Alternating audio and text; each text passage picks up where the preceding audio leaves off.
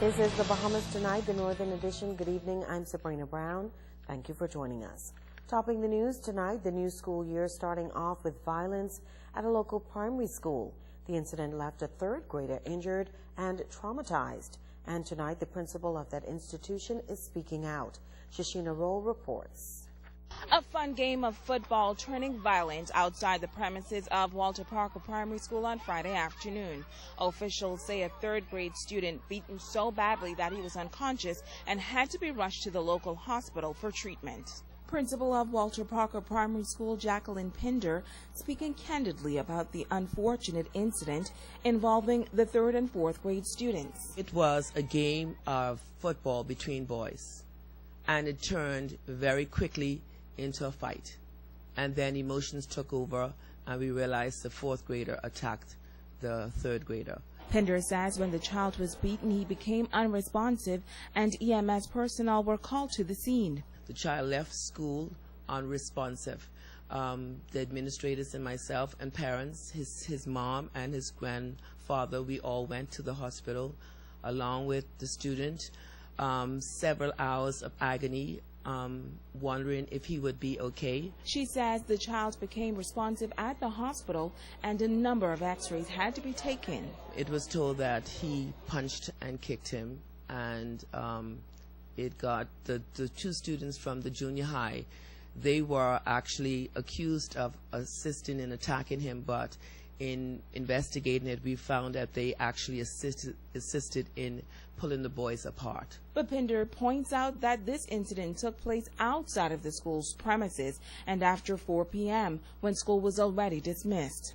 At this time, 4 o'clock, all students should have been collected by parents.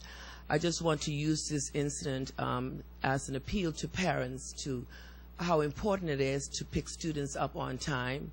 And secondly, we have a waiting area at the front of the school where it's monitored by an administrator and myself on a daily basis. She stresses that this incident is not a security issue. I believe the parents have the confidence in the school to know that we have their best interest at heart. This is an isolated incident, like I've said before. So the question is, what happens to the fourth grade student? Suspension is never the answer.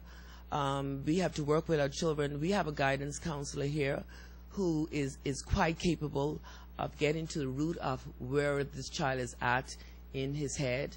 There are a lot of issues that children face today that we didn't have to face when we were children that age. Our whole idea is to get to the root of it, find out how he is thinking and how we can best assist him and others to resist this kind of temptation to lash out in violence. Now, I know it may be hard to believe, but there is some good news coming out of this horrifying ordeal. After a series of meetings on Monday evening, there was a peaceful resolution. The third and fourth grade student, they made amends, and officials say that little boy, the third grade student, he returned to school here at Walter Parker Primary on Tuesday morning, and they say he's doing just fine. Shashina Roll, ZNS Network News. Now, conflict resolution will be provided for the students. 2 Bimini men are in custody accused of possession of dangerous drugs. Police tell us that around 7 p.m. on Sunday, the U.S. Coast Guard spotted a red and black 19-foot speedboat 10 miles northwest of Bimini. The 2 men, ages 24 and 36 years, were on board, and a search of the vessel reportedly uncovered 3 large taped packages containing 16.5 pounds of suspected marijuana and $15,000 in U.S. and Bahamian currency.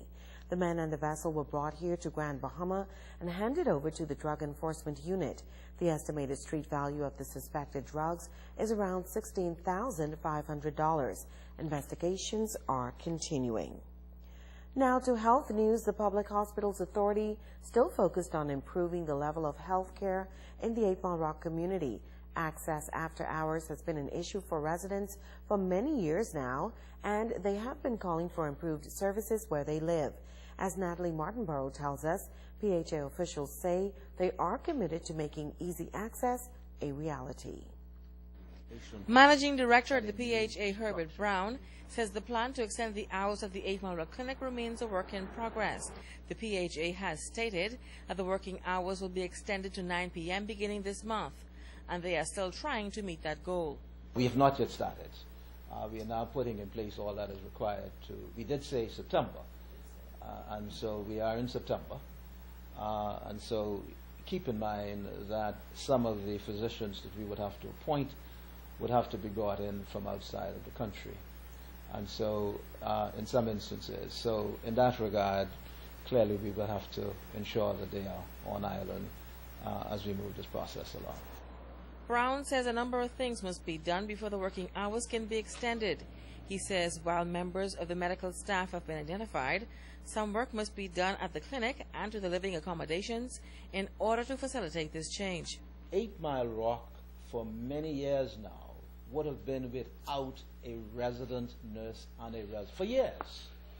As we speak today, the nurse, the resident nurse for 8 Mile Rock Clinic has already been appointed. As we speak today, the physician for the district medical officer and resident physician has already been appointed.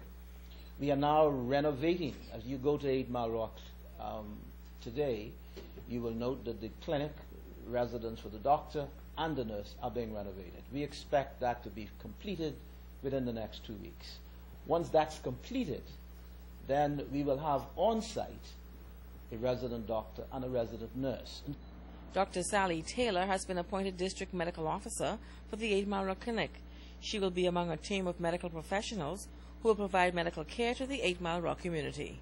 She will be charged with responsibility for expanding and preparing for the eventual extension of time to the 8 Mile Rock Clinic. We are excited about that. She is a qualified family practice practitioner, and I am confident that within the weeks ahead you will hear about some of the other announcements that we will make. Natalie Martinborough, ZNS Network News. A Freeport landmark is coming down. The former Freeport Inn is being demolished after structural engineers determined that the buildings on the property are not structurally sound, but that hotel property that was abandoned about 5 years ago was once a major part of the tourism product. Tonight, a local historian talks about the early days of the Freeport Inn and how it helped to shape Freeport's image as the Magic City. Megan Shepard reports. Now, as demolition continues at Freeport Inn, a part of the island's history is being torn down. Now, although the physical structure will no longer remain, for one local resident, he says he will always have his memories. I was living in the one there, which is still standing. Right there. Etienne Parkinson fondly remembers the years of the 1960s when he says Grand Bahama was magical, thriving, and full of life. During the period, and I would say up to the early 70s, you probably had as much as 20 nightclubs in Freeport, not to mention smaller entertainment places outside of Freeport. But it was a young city. There was a lot of buoyancy. There was a lot of hope, as opposed to this, to the doldrums, the lack of life. You know, it's a disgrace, to be quite honest with you. And for me, and for thousands of Bahamians discovering, quote unquote, a new world, I mean, Freeport was everything. Freeport was everything. It defied, or it defined what could happen if everybody worked together. Parkinson says the Hawksbill Creek Agreement came to fruition.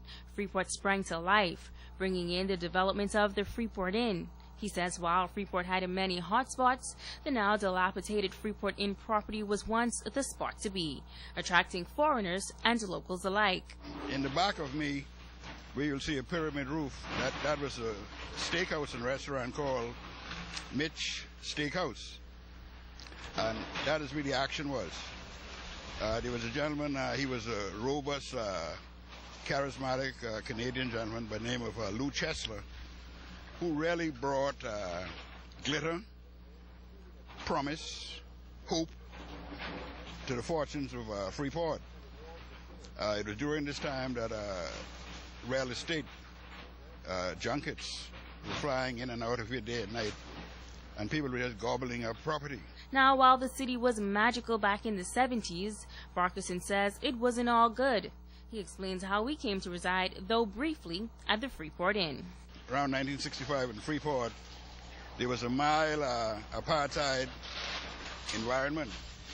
For example, I was rejected from occupying premises in Queens Cove, and I had to move here in the Freeport Inn, where I resided with my family for 6 months.